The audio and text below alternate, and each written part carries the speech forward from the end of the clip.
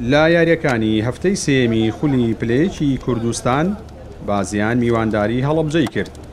بازیان دەیویست دوای دوو شکست و لە نێو هەندەران و یاریگای خۆیدا سێخاڵی یاریەکە دەستەبەر بکات و خۆی لە هێڵی سووری یانە پلەیەکەکانی کوردستان دوور بخاتەوە.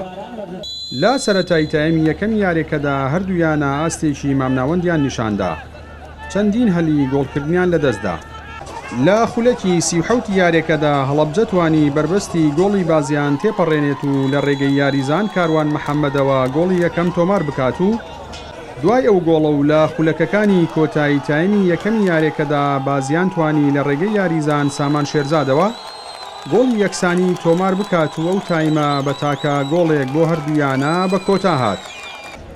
لە تایمی دووەمی یاریەکەدا یاریزانانی هەردوویانە هێرشەکانیان چڕتر کردەوە و هەوڵەکانیان بۆ تۆمارکردنی گۆڵی دووەم زیاتر کرد تا ئەوەی بازیان توانی لە ڕێگەی هەمان یاریزانەوە لە خولەکی 58 یاریەکەدا گۆڵی دووەم و سەرکەوتنیانەکەی تۆمار بکات. دوا بە دوای ئەو گۆڵش یاریزانانی هەڵەبجە دەیانویست لانی کەمەنجامەکە یەکسان بکەنەوە، بەڵام سەرجەم هەوڵەکانیان بێ ئەنجام بوو.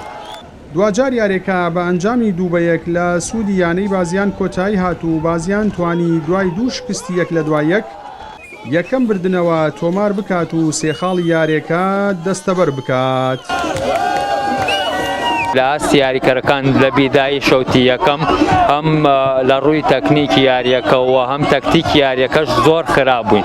ئێمە وەکو فێرقا ئەوە نەبێت مەرکەزێک گیاندوو مەرکەز بە عام یاریەکەمان خراپ، بەڵام شەوتی دووەم توانیمان تایمی یاریەکە وەربگرینەوە تا ڕادێک یاریەکە وەرگرینەوە و توانیمان گۆڵێک تۆمارکەین، بەڵام ئەوە بوو بازیان باشتر دەرکەوت لە شەوتی دووەم توانی گۆڵی فەوز بکات 1-2 خەسارەمان کرد. وا دیارە دوای دوو شکستەی کە لە قۆناغەکانی یەکەم و دووەمە تووشی یانێ وەرچی بازیان بوو، سوپاس بۆ خی گەورە، سوپاس بە پشتیوانی هەندەران توانیمان ئەمڕۆ سێخاڵی زۆر گرنگ بەدەست بین، چونکە ئەم سێخاڵە شتی دیکەی لە دوا بێت. شتەکان دیکە چییە؟ چونکە نزیکەی خۆتانە هەمووتان نەزان نزیکەی 2 هەفتە خولەکە ڕاوەستێ، ئەتوانین ناوماڵی خۆمان ڕێک بخەینەوە، نزیکەی دووسێ یاریزانێکمان پێویستە و دووسێ یاریزانە شەیێنین، داهاتوومان باشە بێ ئینشەڵڵا.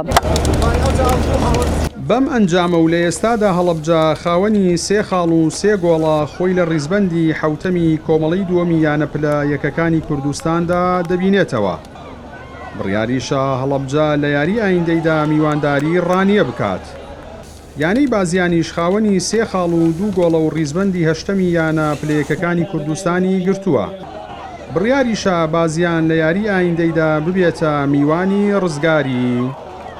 جەلال جەباری، کەناڵی ئاسمانی پەیام، ناحیەی بازیان.